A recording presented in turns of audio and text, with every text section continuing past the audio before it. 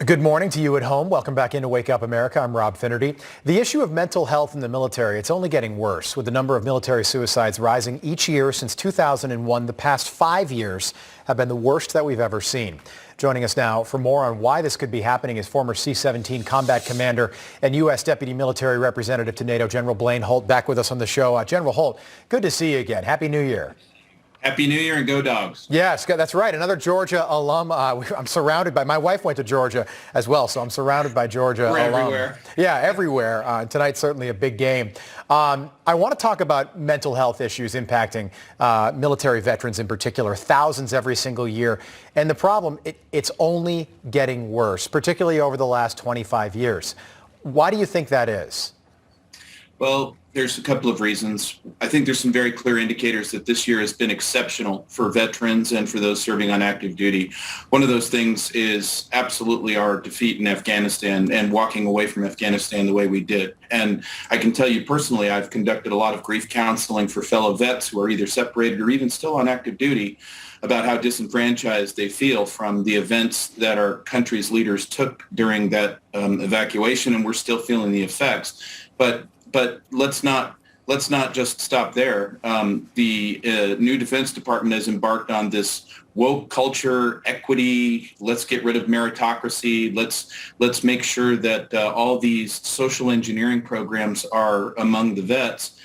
And then you can cap it off with a very, very egregious vaccination program where the best you're going to hope for under the new policy is a general discharge under honorable conditions. And if you take all these things combined and the normal social challenges that a lot of our vets face post-combat, it's a very bad cocktail and certainly understandable. The numbers don't surprise me at all. Yeah, and here we are. It's January 2022, 5 months after that arbitrary forced withdrawal from Afghanistan. There are still Americans in Afghanistan that want to come back home to the U.S. I'm wondering how COVID's played a role in this. I know that a lot of services that would normally be available to veterans that are struggling were not available because of the pandemic. We are now 3 calendar years into this thing. Is that just unacceptable at this point?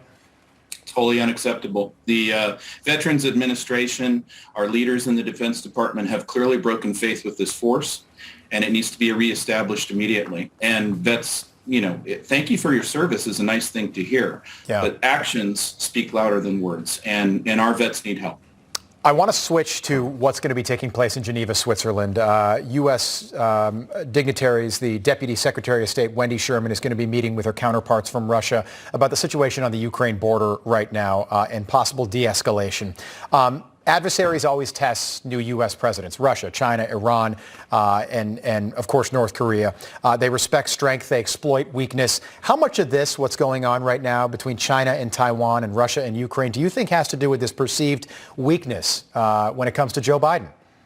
Well, they're completely related, and it all goes back to how we conducted ourselves in Kabul. But let me state right up front, I wish the very best for success with our ambassador. I hope that she's very successful with her and her team in negotiation. I just don't think that in Moscow they view this day as an extraordinary day for the reasons that you just said. And if we look, whether it's on the Ukrainian border or in what we see now happening and developing in Kazakhstan, it's very clear that the age-old Russian goal of reestablishing its near abroad is well underway.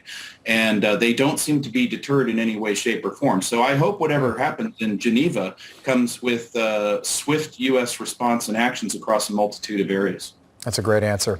General Holt, come back and see us. I'd like to continue this conversation. It's a conversation that should happen continually, and we hope you'll join us again.